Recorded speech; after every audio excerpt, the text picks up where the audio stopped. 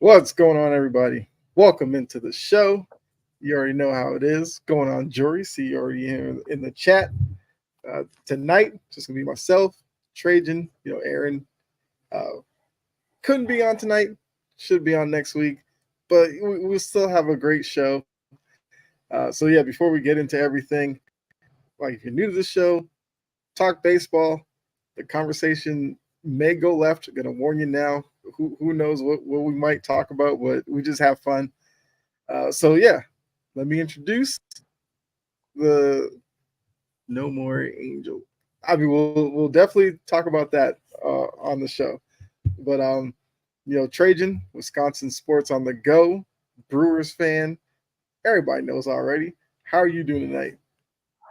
Well, like I said, you asked me if we were good for a show tonight. I said the Brewers beat the Red Sox in a series and the Cubs in a series. I was more than ready to talk some baseball. It was a fantastic week. Hey, those Red Sox though, they're close. I don't know if it's their year this year, but they're close. That is a pretty good pitching staff that they have right there with the Red Sox. I mean, they gave the Brewers all they could handle. So I mean, it was a heck of a series. I'm glad to be here. It's a great day. Great day to talk baseball. And there is a crap ton of stuff that happened since last week. A metric crap ton that we have to get to today. Yeah, we absolutely do. Jory has brought up definitely. I guess we'll start with Jory's comment here about No More Angel. And those of you watching or listening, Angel Hernandez just up and retired. He's not doing any more games. It was like retroactive to like a few days, almost like a month ago. That he's just kind of done. So no more Angel Hernandez, no more terrible strike zone, no more. I mean, I don't know what Twitter's going to do without Angel Hernandez now. I mean, he was keeping the accounts alive over there. But yeah, I mean, like initial thoughts to Angel Hernandez retiring. I wish he would have got like a stadium tour, like when Kobe or, rest in peace, Kobe. But Michael Jordan, all them guys, when they had their last season, it's like they had that stadium tour where they could go out at every stadium and he wouldn't get cheered on. He'd get booed. He might get cheered when he leaves the field, like, yay, like he's done, right? He might get cheered on there. But man, it made the game interesting, and it's not like you didn't know what to expect. I mean, you expected a wide strike zone. It's going to get a little bit wild out there. People are going to get ticked off. Like, it's not like you didn't get what was advertised. It would happen every single game. We have a lot of umpires who are inconsistent on occasion, right? Angel Hernandez was inconsistent all the time. So you know what you're going to get out of him. But I mean, you want to say it's good, right? I mean, it is. I mean, I think better for the game to kind of wean out some of the bad umpires, but at the same time, it's like you said, what the heck are we going to talk about now? Like sometimes I love the, like Kyle Schwarber. I remember a couple years ago, the Brewers were playing the Phillies there, and Kyle Schwarber got swung. He got rung up on 3 terrible pitches, just got rung up. And I know I'm a Brewer fan, so I was all for it, But gets into Angel Hernandez's face, gets tossed. He's like, you're screwing them over. You're screwing us over. Like, you can kind of lip read what he's saying there. And it's like, it was the excitement. There. So, I mean, not a bad thing that he's gone, but, I kind of wish that he would have had a stadium tour where he could have, went out at each stadium and kind of, booed him off the field, and like the Brewers did with Craig Counsell this last week here, just booed him every time we saw him. I don't know. I love the inconsistency for kind of the humor, But on the flip side, it was like when it Mhm. screws your team over, it's like I don't like it so much. So I can see it from both ways. I can see it from both ways. A little bit more on the we finally got rid of one of the worst ball strike callers in, I mean, probably the history of the game. I don't know. We'd have to go way back in the stats to find somebody who was worse. I mean, Joe West was pretty bad. He's the one who said that Yeah. Angel Hernandez wasn't bad. So I mean, Joe West wasn't very good himself. But I mean, it takes a lot. It takes a lot to be as bad as what Angel was. I don't know. It sucks to see him. Like you're happy that he's gone for the sake of the game and the balls and strikes, but it's also sad to see him go because it was always that who's up in the night. Like, oh crap, Angel Hernandez is behind the plate. Like it's something that you look forward to. So it's one of those things too. Yeah, I mean, I feel like that's going to be the main thing. It's like without Angel Hernandez, now other umps who might be not necessarily on Angel Hernandez level in terms of inconsistency, but now a lot of those other guys who may have a strike zone that pitchers don't necessarily like will be more in the spotlight. Because Angel Hernandez was just like it's like every day people were just posting stuff about Angel Hernandez. So now that he's out of the equation, attention has to go somewhere else. I mean, look, he lasted it was like 30 years in MLB, and Way too long. I saw a video of him like was it like that's probably in the 90s messing with who's what's his name, Andre Dawson, and like Andre Oh, Dawson's teammate was like Andre Dawson was like the calmest guy ever, and Hernandez rung him up on a pitch that was outside the zone, and like Hernandez was like taunting Dawson, and Dawson told the team like he basically wanted to get thrown out because he was about to swing on Angel Hernandez. And if his teammates said that that was the calmest guy ever, that kind of lets you know the effect of Angel Hernandez in baseball.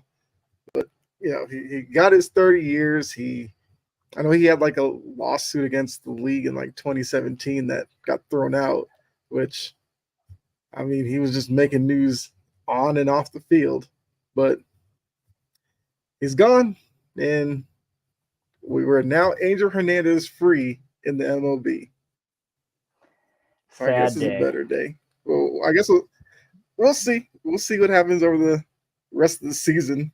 You know, will other umpires be so much on alert that maybe they start doing a little better? Or will somebody else take that mantle of being the new Angel Hernandez? That's what we need to find. Who's the next I'd Angel hate to be the Hernandez? number two. I'd hate to be the number two right now because you're like, crap, Angel's gone. Now I'm number one. Like, Yeah. I am the worst umpire in baseball now. Probably Malachi. What the heck is his name? Yep. Malachi Moore or whatever his name is. He is bad too. Oh, he was in Milwaukee. And I love when you can hear fans, over like the announcers' microphones out in the stands there. Because there's one guy at the Brewer game, Yeah. Malachi Moore's umping, and just terrible. And he goes, Malachi, I could see that from my house. And he's just yelling from the upper deck. And it's just like, I mean, the whole game, this guy is after him. And Malachi Moore's like looking around, like, who the heck, who's talking? Like, I want to toss somebody out of here, but I can't. Like, it was just, I love those moments. I love those moments when fans are getting after him. And then, the ump's like, I want to toss this guy, but I can't toss out the whole section. So I'm going to have to zero in on this guy here. Like, I love those. Right. I'm a fan. I'm a fan of sometimes crappy umpires because it makes comedy. It makes some comedy out of it, and also makes fan Yeah. interaction even better. It gives me something when I go to Brewer games to yell about. You got to have something to yell about, right? I mean, it gives you something to Mm-hmm. yell about. True. I mean, if you get tired of yelling at your own team, the ump's always there. Who knows? You might get a moment like with Aaron Boone, where he got tossed or something. A fan said that was kind of in his direction, which I still say after looking at that, it's like, as the ump, you've talked to the manager, so you know what he sounds like. So if the fan somehow sounded like him, I'll give you a pass on that. But if the guy doesn't sound like Aaron Boone, how do you throw out Aaron Boone thinking it was him? Like that's the part of that I just did not understand. But it is what it is. I mean, we can move on to our next topic.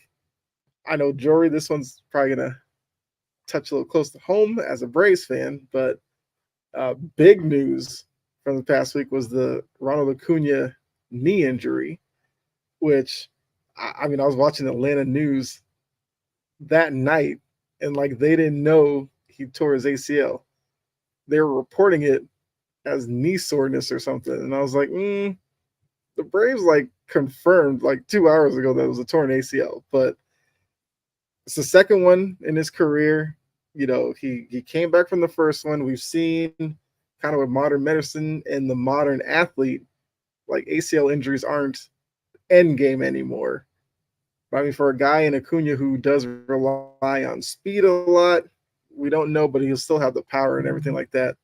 But I mean, in terms of the Braves and maybe the prospects for them the rest of the season, like what do you think that they'll do without Ronald Acuna? Now that, like I said, now that we know he's out for the year, do you think it affects, like, does it affect your prediction for them, or do you think that they'll find a way to work around it?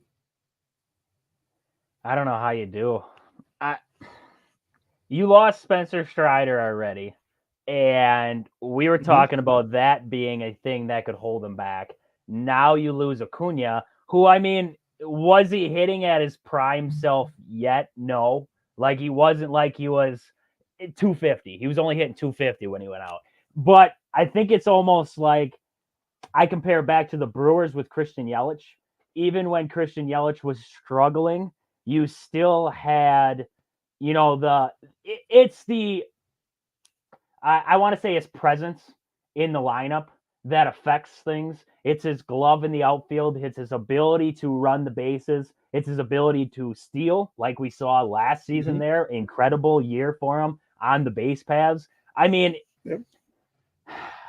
it's one of those injuries where it's definitely not under the radar. And now it just opened up the door for the Phillies to, I mean, completely just walk. The Phillies were already, they have a commanding lead kind of in that division. But at the same time, the Braves were still within striking distance. Chris Sale's Mm-hmm. been pitching well for them. Max Yeah. Fried's been pitching well. It's not like they were completely out of it without Spencer Strider. But now without Acuna, it's almost like a shot in the arm, right? This team already took a shot to the leg when Strider went out. Now you just lost your arm too. You're losing body parts left and right. Now, what tells you that Marcelo Zuna can keep hitting at this torrid pace that he's on, or that Ozzy Albies can keep hitting like he is? Now it's less ability for guys to kind of falter off, basically, because you look at this lineup right now with Austin Riley, he's hitting down there at 227, and then you have Matt Olson at 234, Orlando Arcia's at 237, Harris is hitting 255.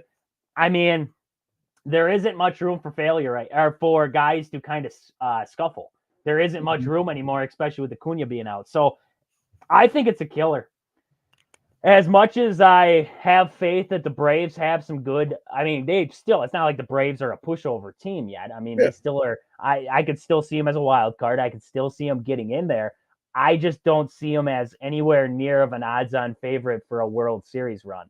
I don't anymore. I could have seen it before. I could have seen them potentially being a favorite to go to the World Series out of the NL, to compete with the Dodgers. Dodgers are Mm-hmm. number one. Braves were in there. Phillies are in there. I could have seen them as being a wild card in that race for it. But now it's like, if they make the wild card, great.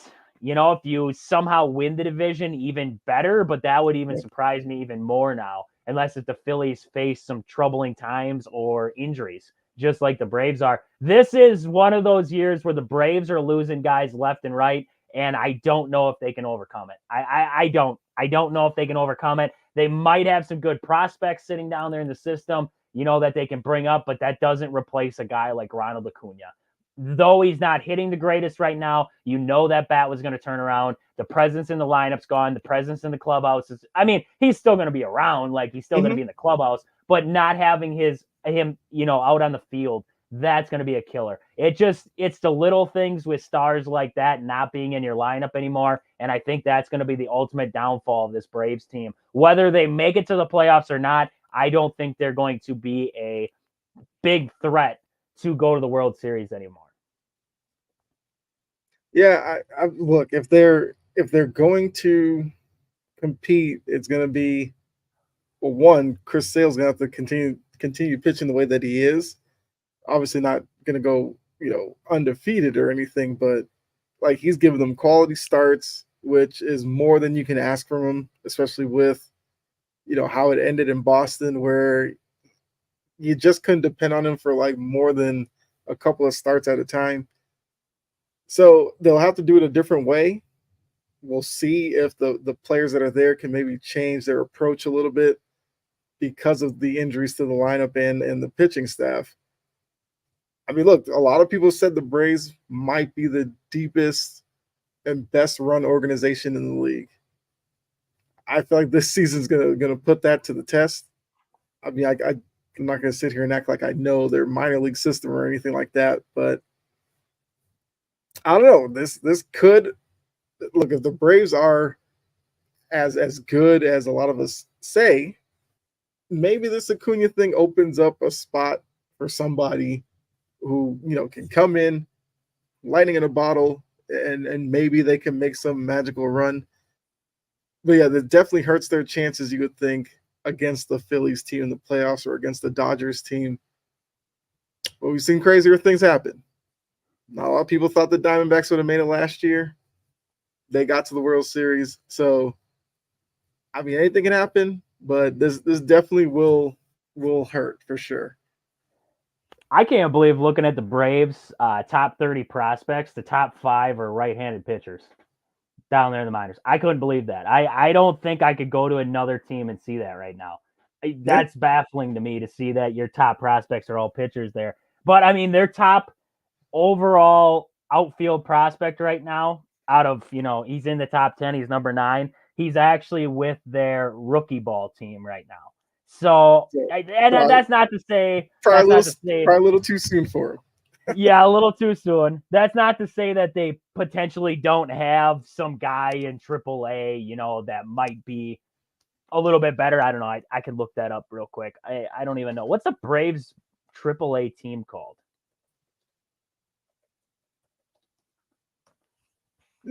I'm trying to think. The Gwinnett Strippers. Stripers? Strippers sounds bad. Gwinnett Strippers sounds bad. I'm going to go with Stripers. It's the Gwinnett Stripers, I'm pretty sure, not strippers. Not strippers. We're family friendly around here. We're family friendly. I'm sorry. I'm sorry for that. While you're doing that, we're going to bring Aaron on. Aaron's here? Family friendly. Yeah. Oh, hold on. Oh, he's missing. He's like, these guys are roasting. These guys are roasting. Here he is. There he is. There we go. He's taking me away again. He's back. Right. He's back. Hearing us talking crap about the Phillies and everything like that, he's like, I gotta get on. I gotta get on here quick. I had to pull Cal Ripken, man. I had to show up anyway. I might have been late. It might be the 4th inning, but I'm here. So, still counts. Couldn't stay away. I couldn't make any more excuses. I can't. So the Braves could potentially call up a guy by the name of Heston. I am terrible with names. Kjerstad. Kjerstad? I'm going to go with Kjerstad. He's right now 137 at bats. He's got 13 home runs, and he's batting .336 down there. He's a right fielder for their AAA team. That would be my guess for the guy who's getting called up to take Ronald Acuna's spot. And if he keeps hitting like that, maybe, just maybe, they don't skip as much of a beat there in the division race. Now, I still think the Phillies, right now, the way that they're playing, it's going to be hard to dethrone that. But that guy, if he continues that torrid pace or close to it at the next level, I mean, that's tough. That's tough to beat right there. That is an impressive stat line, especially at AAA level right there. Yeah. 44 Absolutely. RBIs too. Holy cats. I mean, this guy's impressive. They have an impressive AAA team right now. It's surprising to me that I did not see more of these guys on there. Yeah, that guy doesn't even register on the top 30. Interesting. I mean, Aaron, like I said, we're talking Braves here, talking about the Acuna injury. So I guess for you, as a Phillies fan, I lied. like, Hold on. I lied. Take it back. Take it back. It took me to the wrong page here. Heston Kjerstad is a minor leaguer for the Baltimore Orioles. I just realized that. I didn't just want got to jump it. in. I didn't want to jump your boat, Trajan, but I was like, "There's Jump no way." on it. Jump on it. I am sorry. I am sorry. I was on the Gwinnett Stripers page and I clicked stats and I went to the stats page and that's what came up. I don't get it. I don't get it. Oh, here, if I click team stats, maybe it'll take me to the team stats. That might be better. That might be better. Hold on. Now we're slow again. Now we're slow. Okay, you can ask Aaron his question. I want to find a real brave right fielder or anything down in the minor league system right now. all right. Yeah, so Aaron, as a Phillies fan, obviously you never root for an injury or anything like that. But like, how much do you feel like the Braves can overcome the Acuna injury? I mean, once Trajan does come up with the right fielder naming down the minors, maybe we'll have a different opinion. But do you think that this is something that they can overcome? I mean, obviously it's a big loss, but I mean, I don't know if you can compare it to like when Judge was on that pace with the Yankees, where it was like literally he was carrying that entire offense. Like if he didn't hit a home run, it felt like they didn't win. I don't think it's like that to that level. I mean, they still have Matt Olson, they still have Austin Riley, they have Albies, like the list goes on. Like they have a good lineup outside of Acuna. Obviously, Acuna's bar none like the best player in that lineup, the superstar on that team. But I don't think it's. I mean, people look at that WAR stat and everything else. I don't know. I mean, maybe it's like a difference of like 3 to 4 games ultimately that it affects them. I mean, it's so hard to say like from an analytical standpoint, like, does he make the lineup that much better? Because now you gotta have to navigate around him, and then the next guy gets better pitches. Like, sure, that might be the case, but I don't think it's. I mean, this might be a hot take, but like them losing Strider might have been a bigger loss in my opinion, just because like you can't. It's hard to replace a starting pitcher with another great starting pitcher. That just doesn't happen. So I mean, yeah, it hurts for sure. And like you said, Kyle. I mean, I'm never gonna root for an injury. I mean, when the Eagles played the Niners in the playoffs and they knocked Purdy out, I wasn't disappointed. Let me put it that way. But like a non-contact sport where just some freak thing happens like that, you hate to see it. I mean, I don't want to see anybody suffer that type of thing. So definitely sucks for the Braves. But I mean, it just might be one of those years. I mean, they lose Strider, they lose Acuna. You never know. I'm not going to write them off, but those are two big losses, obviously, two of the best players on that team. Okay. So I guess my follow-up question to both of you is percent chance the Braves miss the playoffs with the news of the Acuna injury. 29% chance. I still think they'll get in. Okay, so now I got it. I'm on the actual stat page. We don't have to worry anymore. I am there. Okay. I got it up and ready to go. My guess is, and this is only speculation, and maybe they already made the move. I'm not sure. But they did sign Ramon Laureano, I believe. Yes, Ramon Laureano was signed by the Braves. Maybe he's the next one up. Former A's great. He's got the major league experience. Maybe they bring him up just because of that. I don't know. But looking down at their minor league system, I didn't know Yuli Gurriel was there. Did you know that Yuli Gurriel is currently sitting in the Braves minor league system? I just found that out. Talking about a guy who has won the World Series before, and now he's in the AAA for the Braves. So I guess that's one way to go. But I mean, looking through this Braves AAA team, they have options. Forrest Wall in 120 at bats, he's hitting 317 down there right now for Lurie Garcia in 100 at bats, he's hitting 320 down there right now. So they definitely have outfield options, young guys down there at the AAA level that could potentially get the call up. Now, I haven't watched enough Gwinnett Stripers. Aaron, it's not strippers. We figured that out. It's stripers, okay? Stripers. We haven't watched enough Gwinnett Stripers baseball to know if any of these guys are major league ready. You know, there's a difference between just getting up to that AAA level or being ready. I don't know about these guys. That's why I'm going to speculate that Ramon Laureano could be the first man up if they do need help at the big league level. All right. And I guess just to let you know, because of my question, the Braves are leading the National League wild card. They are up by 4 games over the Cardinals, who's the 4th team in that race. So they have a little bit of wiggle room, but it's also still very early in the season. But yeah, we'll see. Because I do think the Braves will probably still make the playoffs. I don't like Adam Duvall in right field either for him. They have him out there tonight. I like Duvall's bat. Like, Duvall adds a little bit of pop. You know, he's a DH guy. He's not an outfielder. It'd be like throwing JD Martinez out in the outfield. Like, you don't want that guy in the outfield. Gary Sanchez for the Brewers. I don't want him to catch another day in his life. I would rather just have him hit. Kyle Schwarber. Like, you can go through a line of guys who are like, this is a DH guy and that's it. That's Adam Duvall. Like, you signed him to be a DH and that's it. And now he's in that right field role. I think that could affect him defensively. Just because Acuna does add that defensive element, which might – I haven't watched enough Braves baseball to tell you that all of Chris Sale's outings and everything like that. Maybe there was a catch here and there by Acuna that saved a hit that would have led to a couple runs. You never know. You know, I know for a fact when I watch, like, the Brewers, when they don't have some of their mainstay outfielders out there and they put some scrubs out in the outfield, we get toasted. I watched Jake Bauers from the Yankees get thrown out right field for the Brewers the other night, last man up off the bench. He got burned for a two-run double late in the game for the Brewers.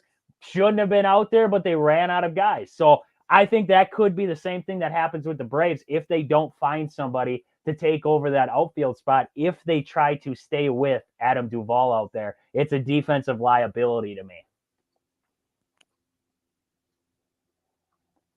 See, Jory is kind of along the line that I'm thinking.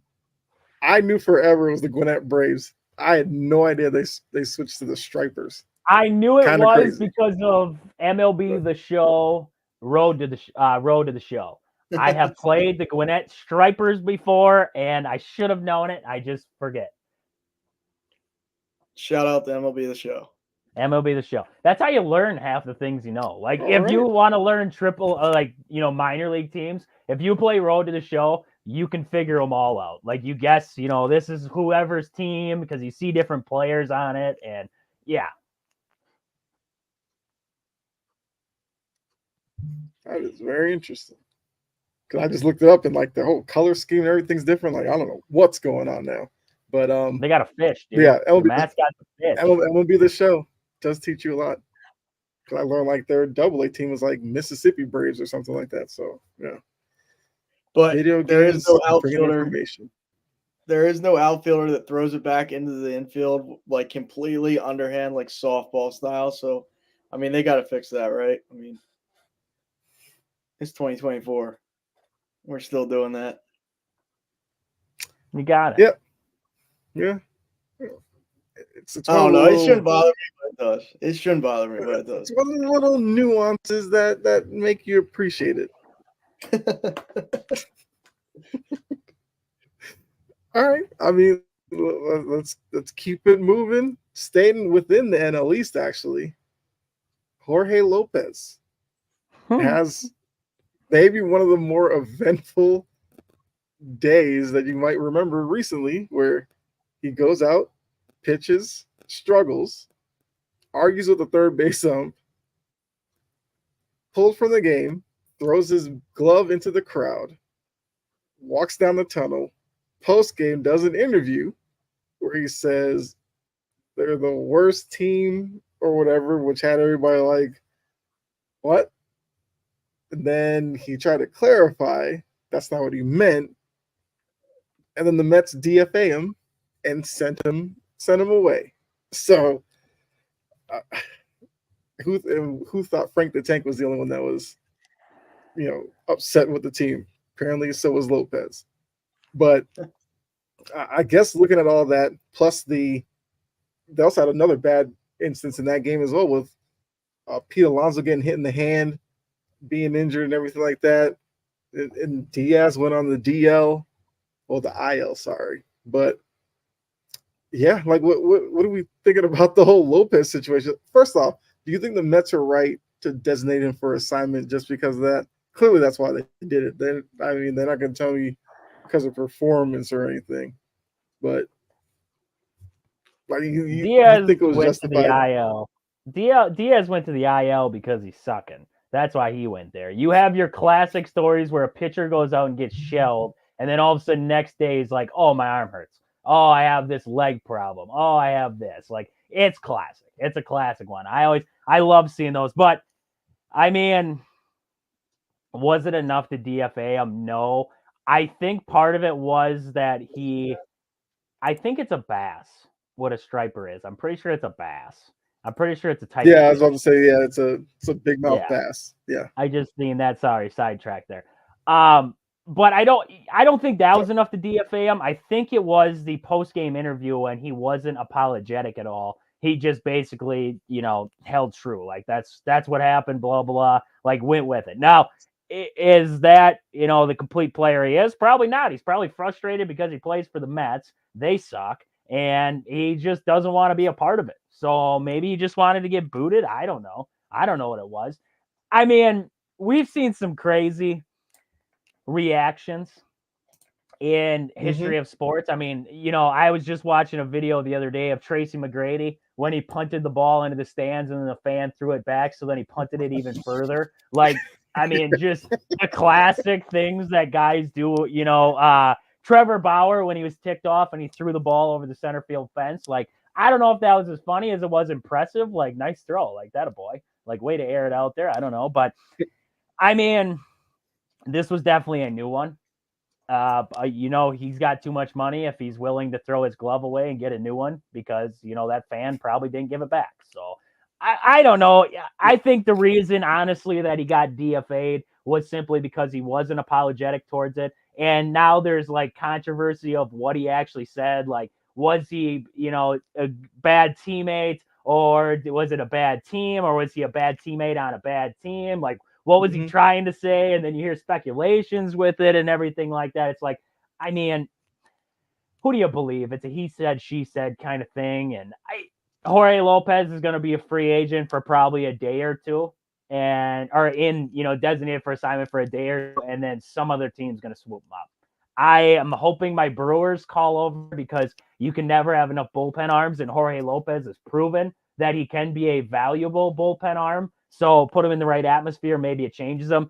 I don't think he's going to be on the quote unquote free agent market for very long. I think he's going to end up right away within another club. And it wouldn't even surprise me if he stayed in the division. If a team like the Mm-hmm. Braves or even the Phillies, I know the Phillies are rolling right now, but you can never have enough arms, like I said. So it wouldn't surprise me if one of them two swooped in. It wouldn't surprise me if the Twins did again and got him back. Like, there's a lot of teams who could use Jorge Lopez's services, and I guarantee you he gets swooped up and no team cares about the little scuffle or the little outburst that he had with the Mets. They're going to laugh it off and say, we'll take your arm. Yeah, so he did post on Instagram that he meant worst teammate, referring to himself. He said he wasn't trying to say anything about the Mets. He was talking about himself, which, I would if have you been believe it talking or about not, the Mets and himself. I would have talked about both. I've been like, they I suck, I suck, we all suck. All right. I wonder, like, what was the timetable of him clarifying that too? Was it like, oh crap, I might actually get released? Now I should maybe say something that I was being that's a a good bad team, point. because when I heard that, I mean, not to pick on the guy, his English is a little rough in that little exchange, and I'm like, Mm-hmm. I'm pretty sure I heard him say, "I play on the worst beep beep beep beep beep team," in the MLB.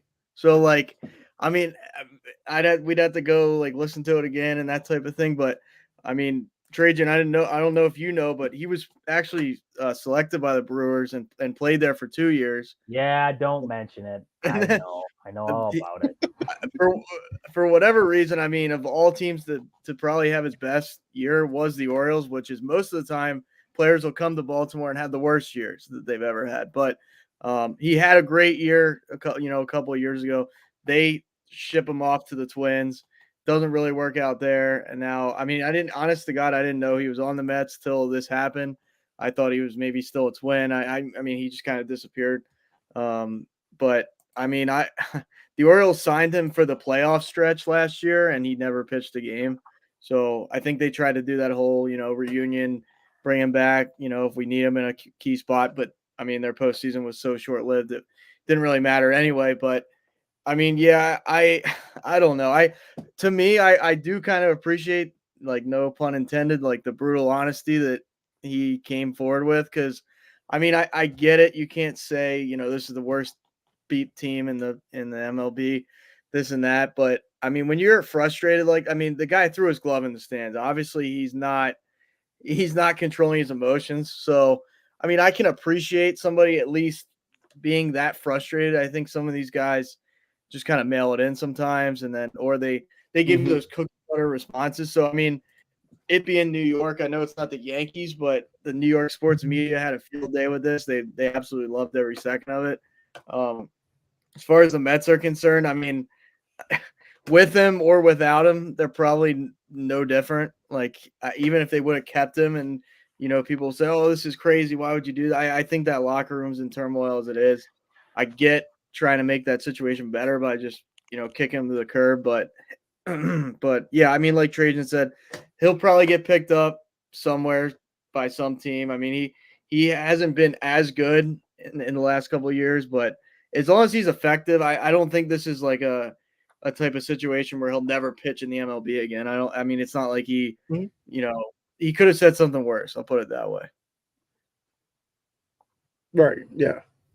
I mean, maybe he saw Frank the Tank, a couple of shorts from him, and was like, "This guy's ripping him. Why not? I'll join in. We're not that great." Frank was so pissed right he now. went to Milwaukee. He went to Milwaukee to throw at the first pitch. That's how pissed he was with the Mets. He's like, "I'm going to Milwaukee." You got a new team. Exactly. I don't want him. I don't understand why he thought we wanted him. I don't want him. He wants all the cheese. Look at him. No. We got Barstool Big Cat around here. We don't need Frank too. Oh, Frank. Give it a week. Give it a week. He'll be sliding down the slide on home runs. You guys will love him out there. I can see this that. Isn't to be mean, but the slide is only so big. All right. And Frank's going to need to butter up a little bit to go down that baby. I mean, maybe. They'll make adjustments. They'll make adjustments to the slide. They'll put a special one next to it for Frank. I just found out the Brewers traded Jorge Lopez for Mike Moustakas. That was the first trade of Jorge Lopez's career. He ended up with the Royals first. And then from the Royals, he must have ended up with Baltimore. And then the whirlwind happened after that. I think the Twins, and now like you said before, I don't know how he ended up on the Mets. I don't recall that ever happening. I remembered him closing down games with the Twins, Miami, and then Baltimore again. He was with Baltimore again last year. Yeah, they signed him for that postseason stretch, but he didn't pitch an inning. So, yes, because he went 3 teams last year, and then he was with the Mets this year. So he must have been a free agent. Must have ended up free agency, because I didn't hear anything about the Orioles trading him to the Mets. I don't know what the heck they would have wanted from the Mets. Yeah, they probably just DFA, like, got rid of him at that point. And then I don't remember him pitching for the Marlins at whatsoever though. I think he was a starter with the Marlins. I'm pretty sure they put him in the starting role, if I'm not mistaken. He started with Baltimore. Oh my God. 25 games started in 2021. Yeah, not his best role. I mean, 2021, 6 3 and ERA. 14 with a 6 ERA. I mean, and then Miami's like, hold my beer real quick. Let me have him start down here. And then he goes a 5 ERA. Or no, he was with Minnesota with a 5. Then Miami with a 9.26 ERA. I'm telling you that he had a one flash in the pan that 1 year with Baltimore, and they offed him to the Twins when it was hot, because that guy is not in my opinion. I would be terrified if I saw him coming in. Wasn't at one point he was like the most dominant closer to start the year with the Twins? I remember him. He was like closing down games left and right, and they were talking about the Twins were on top, and like Jorge Lopez was one of the best closers in the game. Like, watch out for this guy. And then it must have been just a tailspin. It must have been terrible. He made the All-Star team, I'm pretty sure, with the like that 1 year with the Orioles. He made the All-Star, and then they offed him to the Twins, like you said. He got off to a hot start there at the end of that year, and then the beginning of the next. I don't know. He's not a guy. It's like he's not proven. Like, he's had flashes in the pan where he can do it, and then it's just like boom, here he goes getting 6, 7, 8, 9 ERA. So maybe a solid middle of the pen kind of guy, but definitely not a high leverage. You want to trust him, and definitely not a starter. Maybe a middle. He's got good stuff. I mean, it's not like he's got bad stuff. He's got good stuff. It's just a matter of making it work. Yeah. I mean, he made an all-star team, like Aaron said, as a closer, because he had 23 saves that year. So there's definitely talent there. It's just that a pitching coach and an organization got to get him to get back to that form. So yeah, he's probably he'll probably pop up somewhere eventually. He was your team in 2022. Just remember that. He was your team. The Orioles were on the back of Jorge Lopez. And then they dump him off to the Twins. Hey, I was okay with it, because I was like, I saw the writing on the wall. I was like, I don't trust this guy. Post this year, I do not trust this guy. I don't. Yeah, you saw Craig Kimbrell, and you said, bring this mother in. Bring him in. I don't want Jorge Lopez. I want Craig Kimbrell. No, I want freaking Bautista? Bautista, yeah. That dude is awesome when he's actually out there. I didn't even know he was hurt. That kind of makes me sad. Yeah. The Brewers would have lit him up, but that's besides the point. That's besides. Yelich lights everybody up. Hey, Yelich took Imanaga deep for a 2-run shot in the first inning yesterday, 2 days ago. Yesterday. That was Wednesday. Yesterday. And I was like, oh, welcome to Milwaukee. Oh! Brewers put up a 7 runs on Imanaga. I tell you what, the Cubs bring in Ben Brown. You know who Ben Brown is? Nobody does. Who the hell is Ben Brown? Sorry, family friendly here. Sorry. We don't know who he is. He goes through 7 innings of no-hit baseball against the Brewers, right? Brewers end up losing that game in extra innings. Next day, we face the number 1 pitcher in all of baseball, Imanaga. Arguably the number 1 pitcher in all of baseball, Imanaga. It's like, oh boy. We just got basically no hit by this rookie baller who only throws 2 innings yesterday. How are we going to hit this guy? 7 runs. 7 runs on Imanaga. It's like,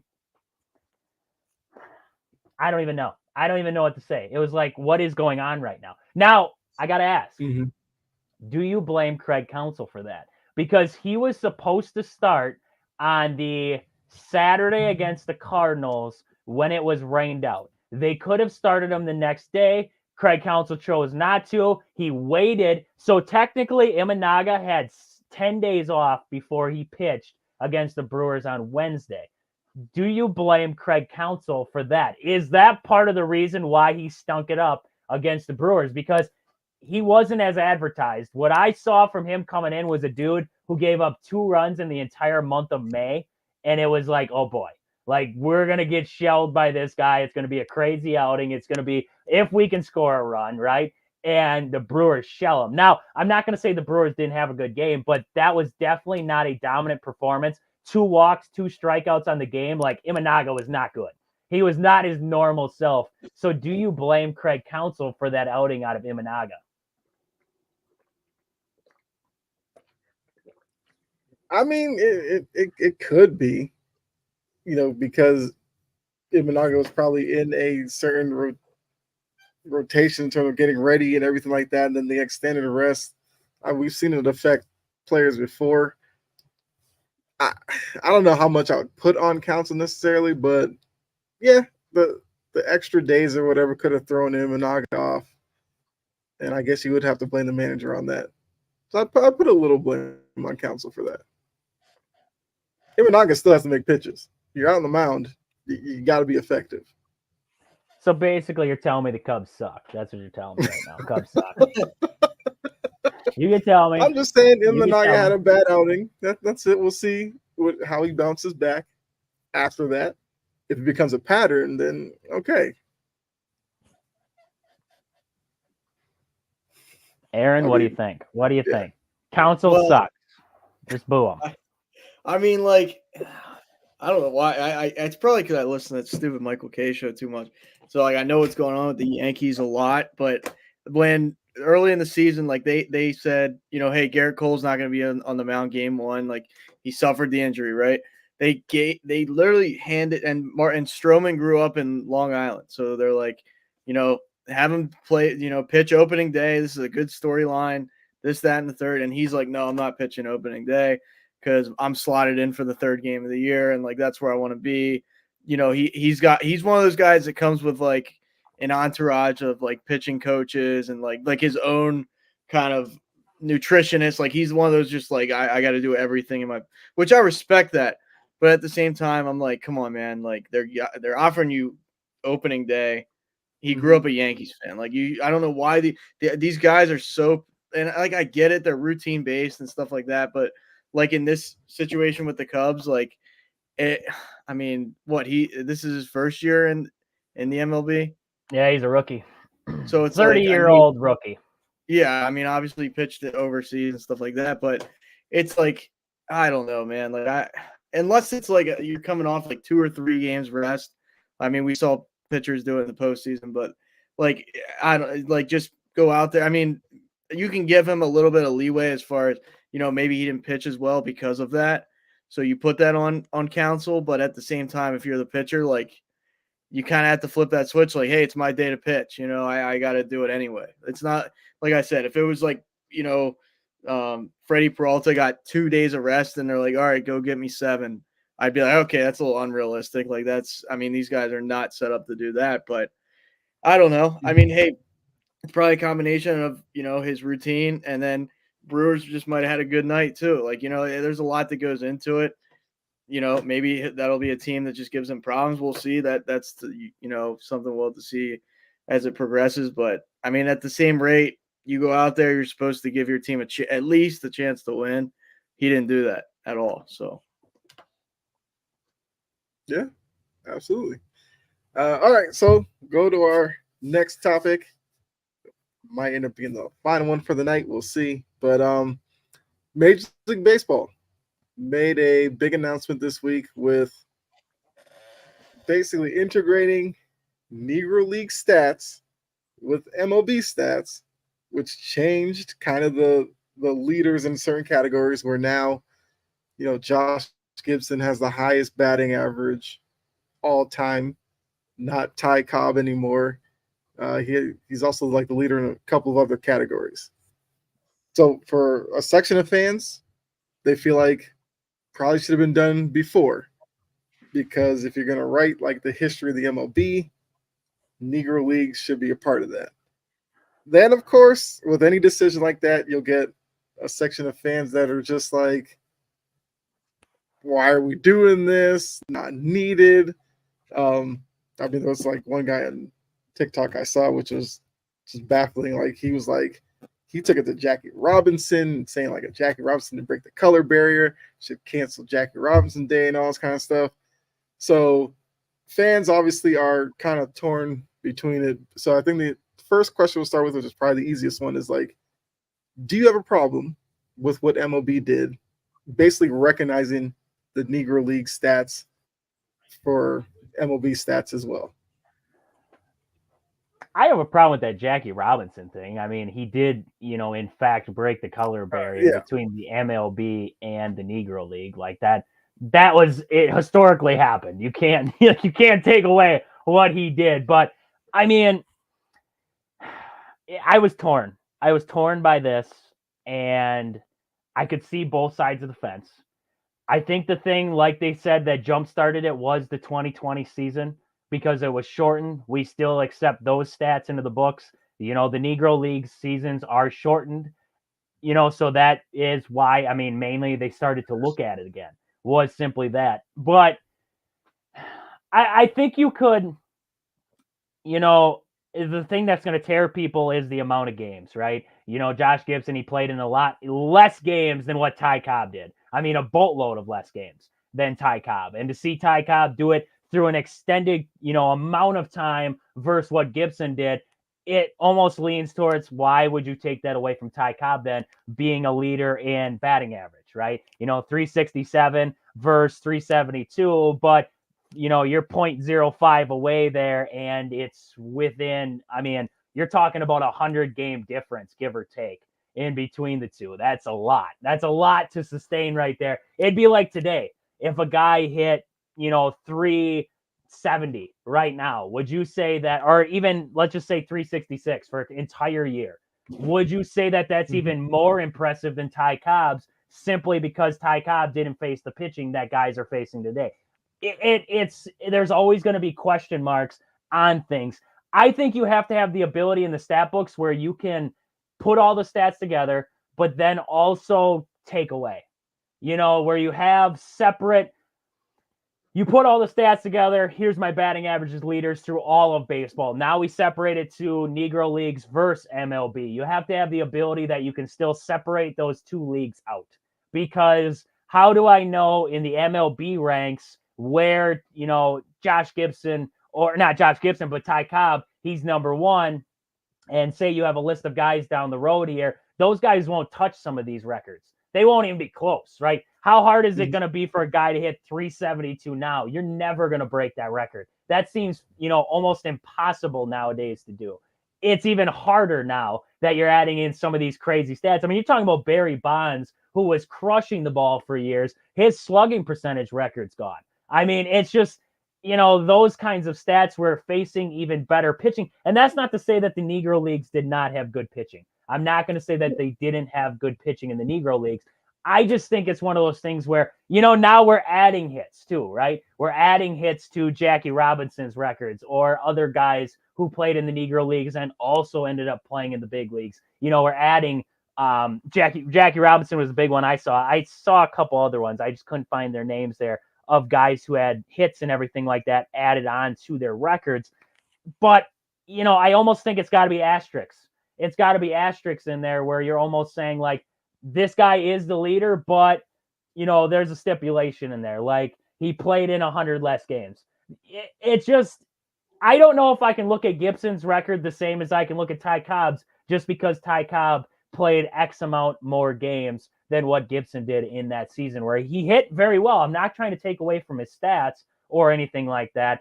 I just think the longevity of being able to carry a batting average like that through a season is almost more impressive by Ty Cobb than it was for Gibson, just because of the lesser amount of games.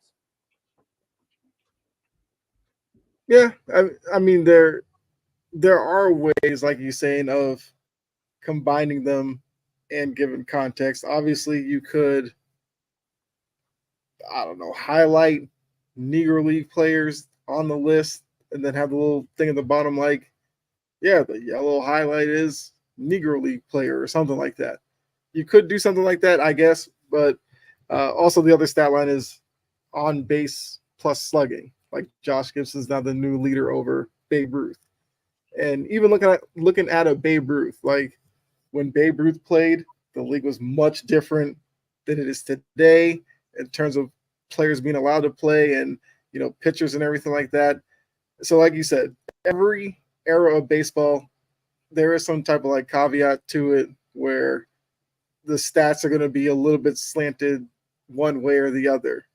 But I mean, Aaron, like, what do you feel about the integration of the Negro League stats, MLB stats, and everything like that. Yeah, I mean, I don't necessarily have a problem with it either. I do think like putting that asterisk, well, just like as long as it says like this guy played in the Negro leagues, this guy played in the MLB. You know what I mean? Like I just think they should do that for the sake of like recognizing history too. Like, Yeah. okay, this guy played in this league, this guy played in this league. Like, not to say they're not comparable, just okay, I want to know. Like, I mean, if there were guys that were played in the freaking Atlantic League or whatever, and like, oh, this guy hit 420 in the Atlantic League, but then he's in the because it's an affiliation of the MLB. Like, I'd want it to say, okay, such and such guy played in the Atlantic League. Like, yeah, he hit 420, but it wasn't the major leagues or whatever it is. You know what I mean? So yeah, I have no problem with it either. Just the simple fact of like identifying this or that, just because. I mean, these stat nerds and stuff like that are gonna be like, well, you didn't play the competition. Like they just get all intertwined with just, well, it was this or it was that. Like, Babe Ruth hit all these home runs and nobody knew how to throw a curveball. Like, and I get that. Like, there are certain elements. Like, if they compared Babe Ruth to, I don't know, another Aaron Judge, right? It's like if you put Babe Ruth in there right now, would he be able to do what Aaron Judge does? I don't know. Like, I can't say he can, but I can't say he can't. Like, I don't know. It's just one of those things. So yeah, as long as there's identifiers and stuff, but I mean, I don't know as far as like Barry Bonds and stuff like that. Do they? I don't think they have an asterisk for like tested positive for steroids, which I think they at least should maybe not take his records away. That's a whole different conversation, but they should probably say, oh, he took or he tested positive for HGH or Mark McGwire, whoever it is. Like, that should be at least mentioned, in my opinion, because they probably hit a lot more balls over the fence because of that than if they didn't have that. So yeah, you treat it like the WWE. There's like different eras they give names to. Baseball, you could do the same. Like Barry Bonds era, you could be like the speculation era. You have, Negro League era. You have all that. I do agree with you with the stats being similar. You can separate them, so then you don't want to look at it and be like, Josh Gibson. Oh, this is the MLB list, so he just played in the MLB. It's like, no, he played in the Negro League, and like have a little section over there. It's like, if you want to learn more about the Negro League, here's some players that were there. But yeah, it's still the same list of them combining it. So I mean, I don't like to join the two of you. I don't have a problem with it either. I feel like it's something that it's a part of the history of the sport. Like, why not celebrate it? And yeah, just put it all together. But obviously, not everybody was going to go for it. So some people, it's like the worst thing ever. And it's just like, there's a lot worse going on. That this is not the fight you necessarily want to have. But I don't know. It just brings a highlight to some great players that, I mean, yes, some of these guys you see. I mean, I feel like we reference MLB The Show like every week, but it's like MLB The Show does a good job of highlighting these guys as well. Like, you'll pull a card on Josh Gibson and they'll say like Negro Leagues, and you'll be like, oh, look at the stats, like pretty good ball player. And now MLB's kind of just doing the same thing and putting them up there with a Babe Ruth. You can look at the two of them and be like, so he was like the Babe Ruth of the Negro Leagues or something like that. And they have Satchel Paige down there. Like, everybody knows about Satchel Paige and how nasty he was. So I don't know. I guess it was tricky, but I feel like it was something that was needed to be done. Also, I did not mention, for those of you watching, like Trajan and I have talked about this, like, so every week we will put up like the scoreboard and everything so you guys can see the games that are going on, the ones that are final. You'll see the games update when scores happen. Looks like every game's final except for Yankees and the Angels, obviously on the West Coast, so they just got started not that long ago. Look at that, Cub fans. Look at that, Cub fans. 6-4, the final in that one there. 6-4. It's early. Can't believe it. 3 out of 4 from the Cubs Still in early. the series. I mean, just lit up Imanaga. Take that, Cub fans. Take that. All right, it's time for trivia. Are you ready for trivia? I got trivia. Okay. All right, would you rather go do ahead. top 5 or top 10? Would you rather do top 5 or top 10? Gotta know the category. Like, what are we getting ourselves Which into? MLB fans drink the most? Would you like to guess the top 5 teams or the top 10? Let's do top 10. Top 10 MLB Okay. teams that drink the Drink most. the most Okay? beer. We Drink could the like most alternate, beer. like Kyle go, then I'll go, then kind of. Hold on. I'll get started with. I'll go with the Red Sox. It's Boston. Gotta be drinking The a lot. Red Sox are not in the top 10. Oh my city can't even do that right. The Red Sox are, oh man, they're down near like 20th. Let's go with that. We are responsible fans. Responsible. Yeah, they get into the extracurriculars, but they ain't spending on beer.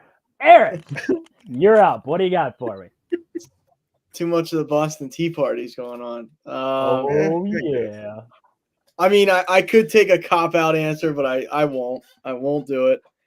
No, thank you. I can think of a couple, but it's like, man, the top 10. I mean, I'll throw Philadelphia in there. I mean, there's a lot of drinking going on down there. I'm gonna surprise you here. And say they're No not. Philadelphia Phillies. Wow. Okay, all right. I didn't think top 5. I didn't think top 5, but you throw a top 10. I say like 8 or 9. I would have thought. So I'm that's looking for them. I'm going to tell you this now. According to this list, the Philadelphia Phillies are last. Okay, this is a bogus list. It's percentages, my friend. I don't know how to. You know what's bogus? Okay. You know what's bogus? You haven't even named off the drinking state yet. Well, that was the cop out answer. I told you I could have. That was the cop out answer, and you didn't Yeah, even guess it. You could have got on the board. It's like Jeopardy, brother. You got to get on the board. Kyle, go I ahead. don't know. I haven't watched Jeopardy in a while. So, like when you first said it, I was like, well, you could think of stadiums that were named after beer. Might be a good way to go. So let's go Coors Field. How about those Rockies? They're showing up. They got to do something while they're there. The Rockies are on the list. They are number 6 on the list right now. Right outside the top 5. That's a little surprising. Let's see. $40. The average spent on alcohol is $40 for the Rockies fans. They average about for 9 innings. The product on the field isn't great. You got to pass the time. They got to be drinking way more than that past time in a Rockies game. That's all I know. And you're probably feeling it. Like, I mean, that mile above sea level, you're probably feeling it a little more too. Yeah, I mean, that's why it's lesser than we think. That's why it's lesser. White Sox. I don't know if there's enough White Sox fans that show up. That's the only problem with that. Unfortunately, I mean, I got it.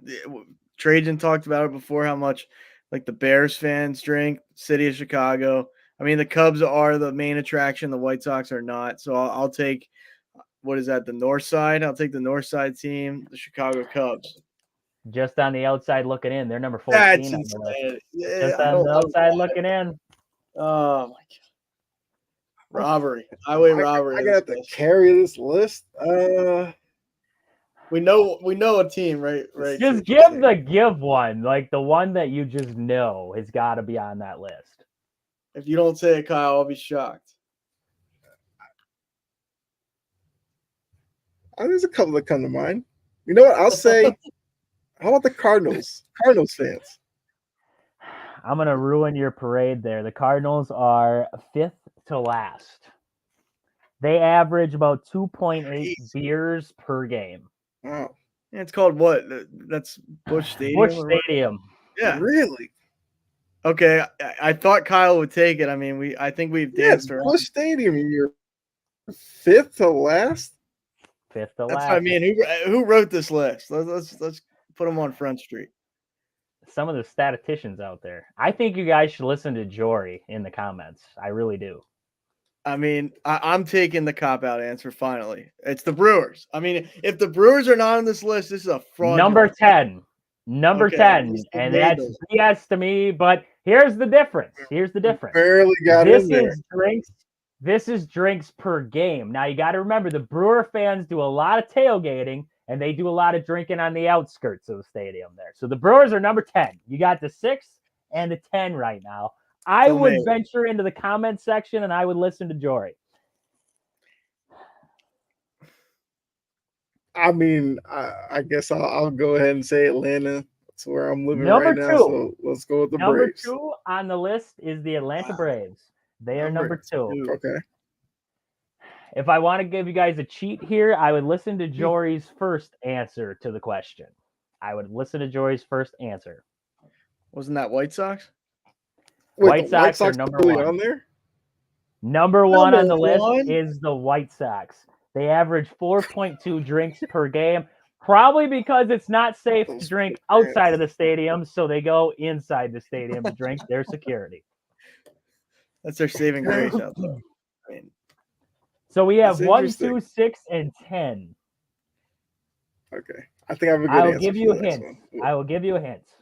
There are 2 teams in the AL Central. There is one more team in the AL East, or not in the NL East. Sorry about that. Okay. There is a team in the AL East that is in this list. NL Central has one more team, and the NL West has one team. Okay. I think I know Come the on, NL Aaron. East team. Come on, Aaron. Come on. AL well, East. Kyle's up because I gave him Kyle is up. Kyle is up. Kyle, what do you got? It's got to be the Mets. It is not the Mets. Oh, It is not the Mets. The Mets are currently trying to find them on this list here. Just on the outside looking in, they are 12th. They are 12th Okay. on the list behind the Minnesota Twins. So I gave you one. It's not the Twins. The Twins are not the AL Central team. There is one AL Central team on this list. Aaron, it's close to home. It's close. AL Central, close to home for in reference to Your house, close to where you live. It's AL getting over in AL Central, going towards you. I mean, I'm thinking not the Twins. We got Think of your state. Cleveland Guardians. Bam! Number 4 on the list are the Cleveland Guardians. I almost All right. went Tigers, and I was like, "That's not close. That's not close." But it like kept. There is one more AL Central team on the list. There is one more team on the list yet. We have guessed the White Sox, and we have guessed the Cleveland Guardians. Who else do we have? Cleveland, I heard, is kind of depressing, so it makes sense. This is Oh, true. we know You the have Twins one more They're AL just Central team. outside, so that leaves the Tigers or Royals. I feel like between Tigers and Royals, I'd go Royals. Oh, he was. You look down, I was pointing at the first option you gave me there.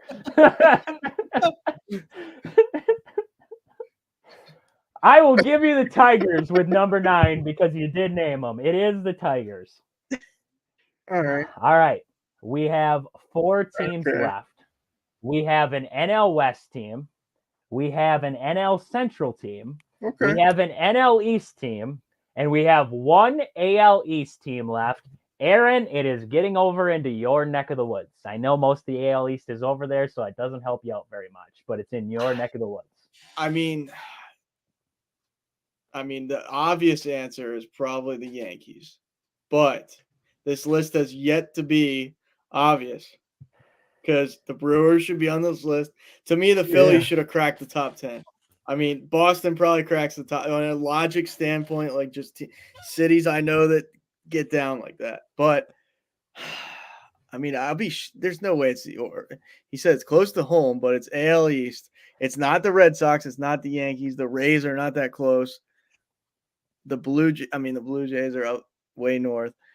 I guess I got to go Orioles. I mean, there it is. Number 8 on the list is the Baltimore Orioles. The Baltimore Orioles average 3.5 drinks per game. There are not a lot of people that conduct themselves in a messed up fashion at Camden Yards. In Philly for sure. Yeah.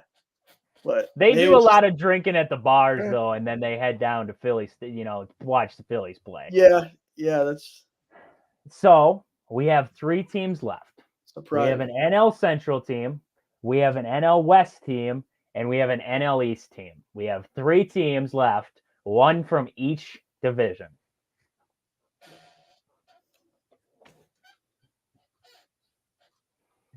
So there's an NL West team. If I'm looking at that division, Who's the one team that spends a lot of money, but they always let their fans see, I'm down? thinking it's either the Think hard. The one team that spends a lot of money, okay. but A lot they of money. always let was their actually gonna say the team. They Giants always are- let the fans down. They always let the fans down. They just spent a boatload of money in the last couple off seasons, and they have let the fans down continuously. That'd be the Padres. There it This is is. not Number 5 on the Padres, the list is the Padres. San Yeah. Diego Padres. All right, Aaron. There's we got- 2 left. we You have got the number NL 3 and the number 7. It's heating up here. We're getting down to the nitty gritty. Is it the NL Central? You said is on the board still. There's 1 team left. They are the number 3 team in the drinking game. It's not the Brewers, and it's not not, the the Brewers. Cardinals. And Nope. it's not the Cubs. Yep, they're all out. So wait, who are we thinking here? I mean, We got Pittsburgh Pirates Pirates and the and Cubs and the Reds and the Reds. Yeah, Yep. yeah, Yeah, yeah. Pirates and Reds. That is a tough one. I It hear, looks like they like I've seen outside of the Reds Stadium, it looks like it's pretty. When they're playing, at least when they were hot last year, it looked popping down there in Cincinnati. So pretty rich history of. I mean, they had some winning, Pete Rose and things like that. I'm gonna lean Cincinnati Reds. the Reds. Number Okay. 3 on the list are the was Cincinnati nervous. Reds. Pittsburgh is definitely right there in my they drink a lot. So Last but not least, we have 1 more. Last but not least, the number 7 spot is held by an NL East team. Not the Mets. We already said the Mets. It's not the Phillies. And it's Right. not the Braves. It's not the Braves. that's crazy. So we got the Marlins and Nats. Nationals. Yeah, it's got to be the Nationals. Nationals. Yeah, Nationals it is. Number 7 on the list, the Nationals. Yeah. Now, if the And Marlins are number last 7, trivia I'd have been question. like, no chance. But No way. The last trivia question to end it. The last trivia question. Who was the only pitcher in Okay. MLB history to start 3 games for a team? Who was the one pitcher in MLB history to start 3 straight games for the same team? This pitcher, okay, I'll tell you how it happened. Wow. This pitcher was ejected in the first inning of a game on July 7th, took the ball again the next day, and then also started the first game out of the All-Star break 5 days later. So he ended up starting 3 straight games for the same team. The only player to ever do it. Wow. The only starter to do it, at least. There's probably a bullpen guy who's done it, but that doesn't count. The only starter to ever do it. Right. I can give you hints. He pitched for the Astros. He has pitched for the Royals. He pitched for the Brewers, and he's a little weird. He's a little weird. Can I go? We'll give it to Aaron. Here. It's got to be Greinke, right? Zach Greinke. Zach Greinke was the only pitcher to ever do it. He did it with the Brewers. He got ejected from a game against Houston, took the ball the next day, and then out of the All-Star break, he pitched against the Pirates. So he pitched 3 straight. He started 3 straight games for the Brewers. Games. I thought that was a crazy. That's pretty impressive. Of course, it's even with the All-Star break, that's still pretty impressive. Of course, it's Zach Greinke, that weird son of a gun. Gets ejected, comes back, pitches the next day, and then 5 days later, pitches again. Only in Milwaukee. Is Jory still guessing? We're done, Jory. It's over. It's over. We're done. Zach Greinke. All right. Of course, it's Zach Greinke. I'm out of trivia questions. I can get a random one. Hold on. Let me get a random. I think trivia she did. She did get like a couple of teams. Jory would have carried your team. I feel like for you. today, if a guy got okay, I feel like if today, like a guy got ejected in the first, there's no chance. Yeah. Absolutely. All right, hold on. I'll get a baseball All right, trivia let's see question. what this random one I is. can shoot one out to you guys. This guy he didn't play that long ago. Oh, he's got a trivia question. During the midst of that, the Yankees took a 2-1 lead on the Angels.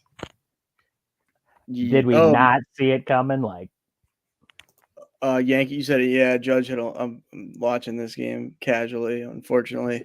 And the Mavs are kicking the crap out of the Timberwolves, and they're going to go to the finals. So nice. In modern day baseball, which is like AL, NL league, who is the oldest pitcher to record a victory? 11 years ago on April 17th. 11 years ago, he recorded the victory. One hint is he pitched for a ton of teams, but he was a Philly. I remember him quite well. And I think he's a lefty. Yeah, he's a lefty. 11 years ago. Okay. Yeah, lefty. Yeah. Can you repeat the question for me? So I'm a slow listener. No, you're good. It probably wasn't well said anyway. Oldest pitcher to record in modern day baseball, which means AL, NL leagues existing. Rich Hill. No, actually considerably older than him when he got this victory. Wow. In 2013, lefty. So I will say, when you asked the question, a random name popped up in my head. Let's hear it. I don't even know if the timeline matches. I don't know why. I'm here for it though. Just shoot. Yeah, I mean, there are wrong answers, but you know, it's a guessing game anyway. Yeah, so Jamie Moyer. Jamie Moyer is your correct answer, sir. Wow, look at this Jamie Moyer at 49 years old. 49 years old and 150 days. I don't know how to say it, but almost 50 basically. So halfway through his 49th, and can you name what team? If you can name what team, you should be like on Jeopardy tomorrow. Because it's probably the last team he played for, I would think. See. Can you give me AL NL guess? It's back to the NL. He's pitched in both leagues in his career, but NL. Who would be dumb enough to sign him from the NL? I got to think of crap teams.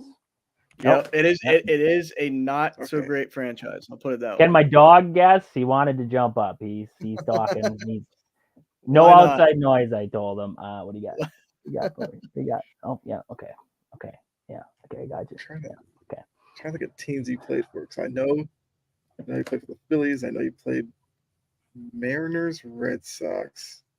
Mariners, I remember that. He says an NL team. So who did he? I think he pitched for the O's for a little bit. The Reds. It is not the Reds. Darn it. I was thinking of crap teams that he could have pitched for in that time.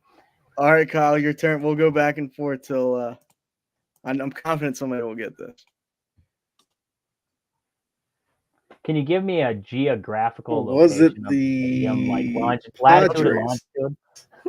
It was not the Padres. It's not on the East Coast. That's all I'll give you. I can't. It's got to be a little bit of a challenge. Not on the East Coast. I told you NL. I told you not on the East Coast. So, I mean, and it's not a great franchise. So, there's your three little caveats. The Chicago Cubs. It is not the Chicago Cubs. You said not a great franchise. That can be the worst one that I can think of right there. Come on. He did pitch for the Cubs and the Cardinals. Mhm. All right, Pitched for so the Cubs and Orioles. Cardinals are out. The Pirates? We know that. Is not the Pirates. Not on the East Coast. Wow, that's not. Does That's that right. You count did as say East that. Coast? I don't mean, count that's that as East Coast. Yeah, it's the East. yeah, I'd count that East Coast. Yeah. Eastern Pennsylvania. area code, maybe, but not the. Yeah, okay, fine. I mean, I don't know. Ohio The is in the East. Diamondbacks. That's why I took the line. Ohio The is in the East. Diamondbacks. Give me the Diamondbacks. Is that your final answer? The Arizona Diamondbacks. Do I lose if I get it wrong? Like, am I out? Your your roof gets blown off by a tornado if you get this wrong. No Hey, pressure. come on now. We have issues up here. We have issues. No, it is. It is not the. It is not the Arizona. That's one You team had he did me not. confident. Flashback. That's why I said, "Is that your final answer?" I had to at least put some pressure on there. Well, no, I don't want it to be anymore. I'm out. Done. Kyle, NL, Let's not East Coast, not a good franchise. How about the Reds? I already said the Reds. He said the Reds. Yeah, he Oh, you said the did? Reds. Not the. And if All right, he's well, counting the that's a Pirates mulligan. as East Coast, that's East Coast too. Oh, the Reds Whatever. are more. All right. It wasn't the Brewers. I don't think it was the Brewers. No, well, no, I wouldn't insult them. I would not say the Brewers are not so good of a franchise. I'm running out of guesses. That's why I'm running out of guesses. The Rockies? Yep, Is that your final answer? That's got to be it. Yes. That's got to be it. That is correct. The Colorado Rockies were. There we go. I was gonna say I'm running out of friggin' teams. That's that could be random terrible enough. franchise. He played. All right, so he started Cubs, Rangers, Orioles, Red Sox, Mariners for a long time on the Mariners, Phillies, and then Rockies. But he was on the Mariners from '96 to 2006. So he was 10-year career just on the Mariners alone. An illustrious career where he finished it with a crap team. Yeah, Attaboy. he was like Favre. He just couldn't stop. He wouldn't It's stop. like Rich Hill, man. Just get him out. Rich Hill, yeah. Or Jamie Adam Moore. Vinatieri. What do you think, Adam Jamie Moyer? Vinatieri couldn't figure out when to quit. Yeah, that's true. What do you think Jamie Moyer's career ERA is in how many innings did he pitch? 4,074 innings. What do you think his ERA is? 3.92. No, it is over 4, unfortunately. Wow. Yeah, I was gonna say probably like 4.5. How dare you? That's disrespectful, Kyle. 4.25. He wasn't giving up 4.5 runs a game. 4.25. Am I right? It was lagging. Am I right? Yeah, that's Oh, right. there we go. I got it. Woo. Thank you. Thank you. 269 and 209. 269 wins, 209 loss. I mean, The not winner bad. of that one got the Kyle Busch race car, and I won, so now it's mine. Well, I think it was rigged. I think it was set Never up. been taken out of the box as far as anybody knows. It was rigged. It was rigged. LeBron's championship in the bubble was rigged. That's for sure. That was rigged. That doesn't count. It's a bubble ring. They count it. 4.25. That's respectful. The in-season tournament, they count it. They hung a freaking banner. He threw it. I want a banner. For getting that question right, I want a banner that I can hang up from my ceiling back here. Yeah. In-season trivia winner. Treasure. I like the list. I like the list idea a lot. It's in the works. We'll get her done. If we get some donations. Venmo the show. Go fund Jory needs to come up with a list for us to just some oddball list. Yeah. We could random facts and questions. We'll definitely work that in to end our episodes. Yeah.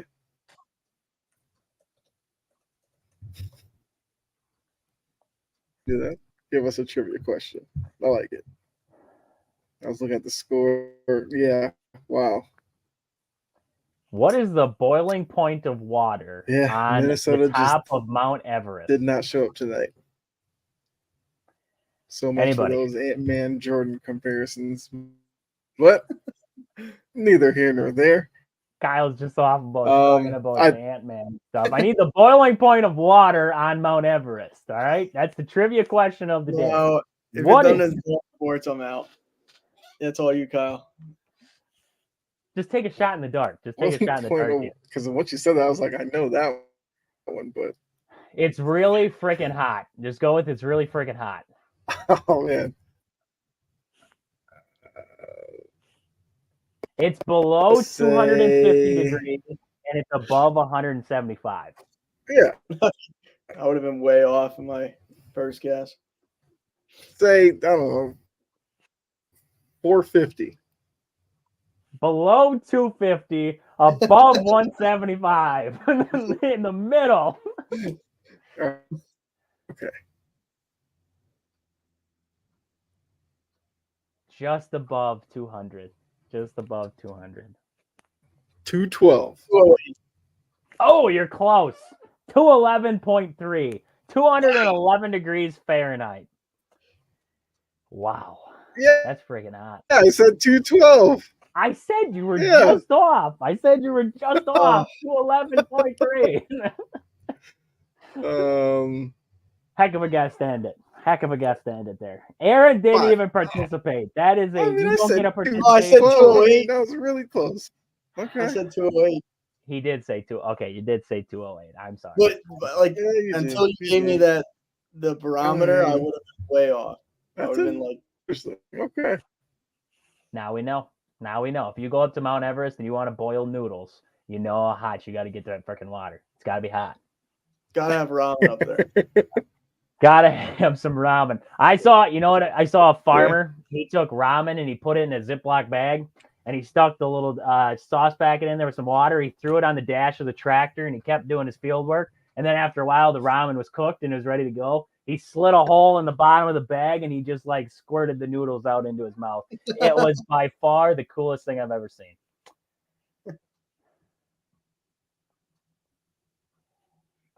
Farmers, Wow. I tell you.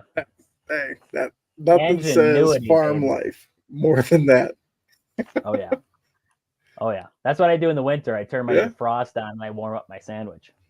Made the process Or a that little good. butane torch. A little butane torch to the side of the can of SpaghettiOs. Warms that Gotta be baby up. resourceful.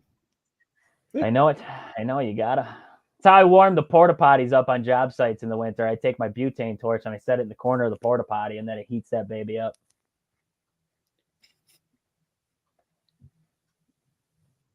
I'll be not learning anything like that on any other show other than Bases It Loaded gets podcast. wild. It gets wild. I melted a seat once in a porta potty. I took the butane torch and I had to warm up the seat before I sat down, you know, and I accidentally melted it. So then I had to get the heck out of there because it was on fire. So I blew it out quick and I had to get out. Well, for a week they were trying to figure out who lit the porta potty on fire. Now they know. Now they know. It's been 2 years. Now they finally know who did it. That's some real northern stuff right there. Hey, come on now. You gotta survive up here and it's cold. It gets freaking cold up here. Man, the Angels are getting absolutely hosed by these umps tonight. Well, See, we get hosed even without Angel Hernandez. yeah, not Very only true. did Judge not check his swing, the pitch in question was a strike. So really, he should have struck out twice. But you know, Not like the next not like they care out there. it's the next. Well, Pablo Sandoval is losing his mind. He's gonna probably get tossed if he doesn't relax here. Yankees. But at least they got him on the next pitch. Thankfully, they got him on the next pitch. You play for the Angels. You just get over it. Yeah, I feel bad for Sandoval was on who? What, the Giants or something? He was on somebody else before. He's a decent pitcher. I remember it was the Giants, Pablo Sandoval. I remember Pablo Sandoval. And now The Panda Bear playing third base, Kung Fu Panda. Like that He's was actually- that good. Last time I saw he was in the Atlantic League. I should go see him when they play my local team here. And Launching freaking nukes in the Atlantic Yeah. League. he'll probably hit like 500. I mean, I wouldn't expect anything less. It's like Jason Worth. Do you remember Jason Oh, Worth back in yeah, the day? I seen a That's video of him. He showed up some random game and just launched a nuke, and it's like, oh yeah, I forgot about you. He's probably still pretty good. Oh yeah, it was crazy to see how fast he just kind of went away. Like he was like a pretty darn good player, like a respected player, and then all of a sudden he was just gone, like just gone, face of the earth gone. Like nobody knows what happened to him. It's like Taylor Youngman for the Brewers. That dude came up to the Brewers, pitched like 5 good games. All of a sudden he started to suck, and we never heard of him again. Didn't know where he ended up. There was no transaction records of this guy. It's like he just literally vanished. Well, you know, Last time I heard, he was heading to Arizona to the complex down there to get some work on pitching, and I never heard of him after that. I don't know where he is. I don't know if we have him locked up down there, if we're like doing some testing on him, like what's going on with this guy, but he's gone. He's just gone. It's like Josh Hamilton when he got traded to the Angels or signed there or whatever, like not even close to the same guy. It was Isn't that just wild? He used to be a feared hitter in the league too.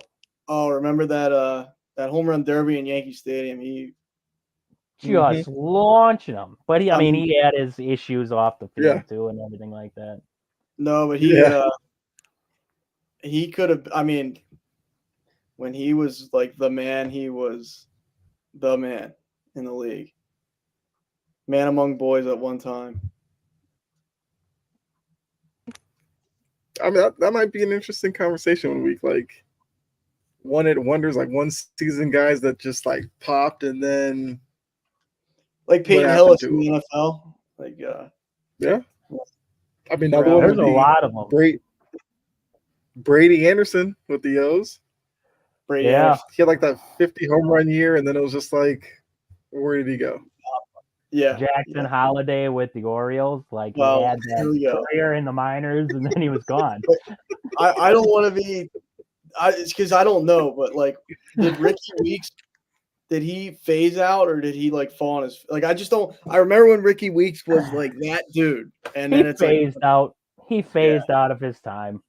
He was I mean, just kind of like he was an everyday guy, but not like an all-star everyday guy. He was just solid second baseman who is going to hit you 250, 260, do his job, like just a solid. He wasn't anything more than just a solid second baseman.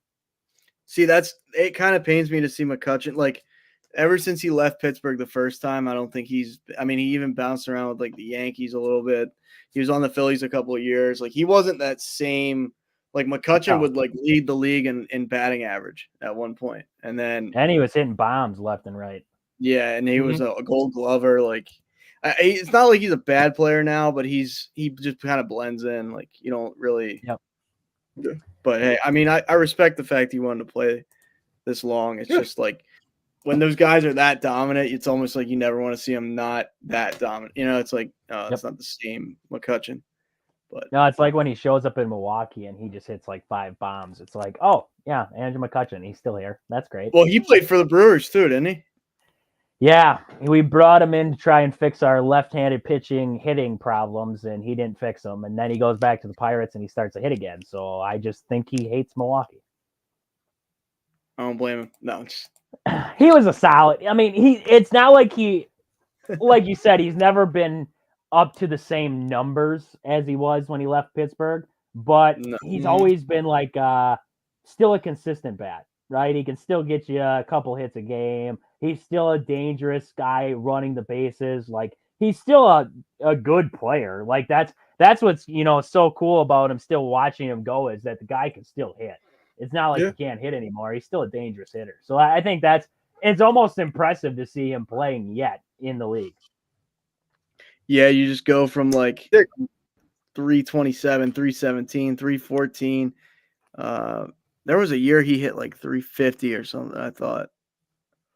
Probably for a long stretch. Yeah, that's probably what it around was. 350. Yeah, 327 he finished that one year. But then, yeah, I mean, it went down to like 256, 255, 253, 253. So it kind of fell off. He won an MVP, didn't he? I thought he won an MVP in that 327 season or something like that. Because that was like, what, 20 – when was that?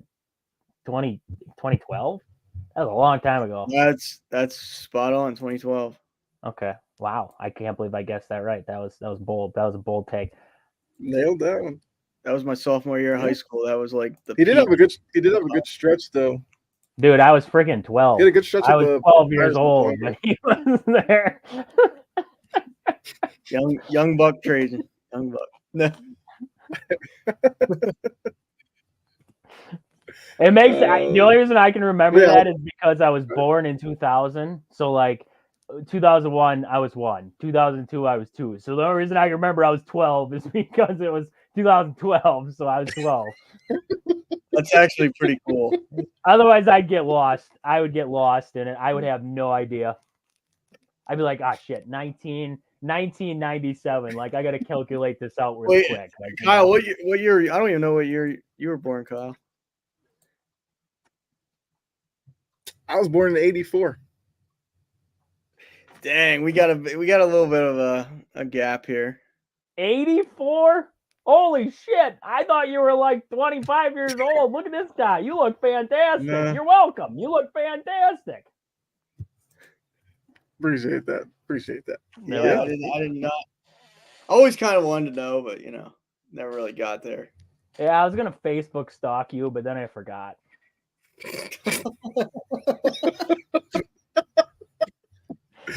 Oh man. Like it's such a classic. Like my wife all the time is like, we meet somebody new, and like 5 minutes later, she's on Facebook and she's stalking this person. Right. Like I need to know where this person was a year ago. It's like, who cares? Like we just met them. I don't care when their birthday is. I'm not gonna see them again. But it's like Facebook stalking. Like we gotta figure out who this was. Like what'd she say her last name was? Well, this picture doesn't match her face. Well, who is she? It's like, I don't know. I don't care. It was like the waiter. It was the waitress at the restaurant. I don't care who she was. We'll probably never see her again. Oh, the more you know. Well, Aaron, you didn't tell us what year you were born. I'm a little bit older than Facebook than Trajan. I'm a little bit older than you, Trajan. 1997. Close, but no cigar. 1995. Also very close, but no cigar. 1996. Yep, 1996. You could have just said right in between. That would have been a lot easier. Well, I couldn't give it. I don't like giving it away that easy. I almost said 1994. Yeah. Like I'd have been making you older. Probably one of the worst years in sports history because the Cowboys won the Super Bowl and the Yankees won the Super Bowl or the World Series. Yeah. That would have been bad if the Yankees would have won the World Series or the Super Bowl too. If they would have both won the Super Bowl, like shit. And my brother's a Yankees and a Cowboys fan, so. Oh wow! Can't do wow! Florida State, Yankees, and Cowboys. Let me guess. He started cheering for Florida State when Jameis Winston was there. He started cheering for Dallas when they won the Super Bowl, and the Yankees. 27, baby. I don't honestly the Florida State one. I don't know. Well, who likes Florida State unless you're from Florida? Like that is such a random college to like. I know. At least it's not like if he liked Michigan or Ohio State, I really wouldn't be able to. I just couldn't even talk to him. I guess Michigan wouldn't be as bad as Ohio State, because Ohio State I don't know though. Irritates the piss out of me. Kyle can. I mean, he's the man. Yeah, this and that. But ever since Brady went to Michigan, that ruins Michigan for me. So they're 1A and 1B. Ohio State and Michigan for me are 1A and 1. They're the same hatred level. And now that Michigan's been good lately, I'm like, please go away. I don't like McCarthy, like Harbaugh. I didn't even dislike Harbaugh until he went there, and now I'm kind of over that. So no, I'm good. I'm good on Michigan. Yeah, and Boston College. Nobody likes Boston College. That's a low blow. The Florida State thing does kind of make sense. I mean, people in Boston don't like Boston College, but Florida State. Nobody can hate Boston College. They don't do anything. Matt Ryan went to Boston College. That's all you need to know. I mean, there's a bunch of chokes. No, just kidding. Yeah. 28-3, baby.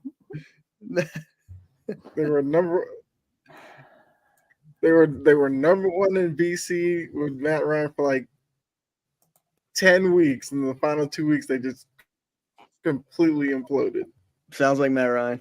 Yeah, But final two but yeah, quarters, Florida State yeah. won the national championship in '93 and '99. It's probably why my That brother might likes them. explain the Florida State fandom. Yep. And now I bring up the Cowboys didn't win. He's like, oh, I'm just grateful that I saw them win all those years. I'm I like, guess we might as well get at.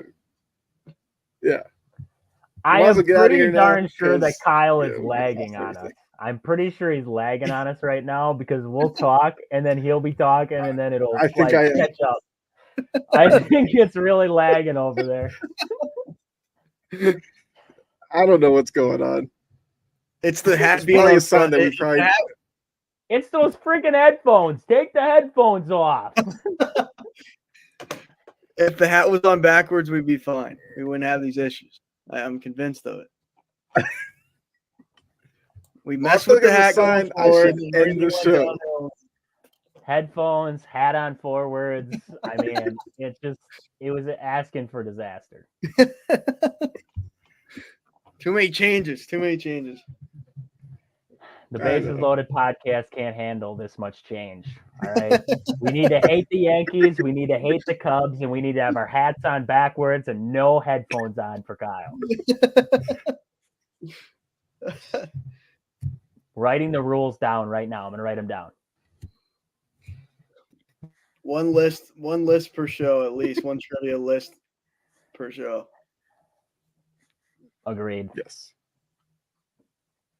So before the lighting gets any worse, I'll end the show. All right. Appreciate all of you tuning in to the Bases Loaded podcast. I promise next week these headphones will not be on because it's been brutal. But appreciate Jory and anybody who may catch us after the fact. Definitely appreciate all of you. Make sure you like Integrity Sports Network. That way you'll be notified when we do go live, as well as the other shows that are on here. So make sure you come back next Thursday, 9:15-ish, for another episode of the Bases Loaded podcast, joined by Trajan, Wisconsin Sports on the Go. Follow him over on Twitter or Facebook. You also have Brutally Honest Sports with Aaron. Make sure you follow him as well. They both have their own podcasts. Really great. Find me at Chompin' Podcast on Twitter. Greatly appreciate it. But we're going to go ahead and get out of here. Enjoy the rest of your night. We will see you next week. All right. We out.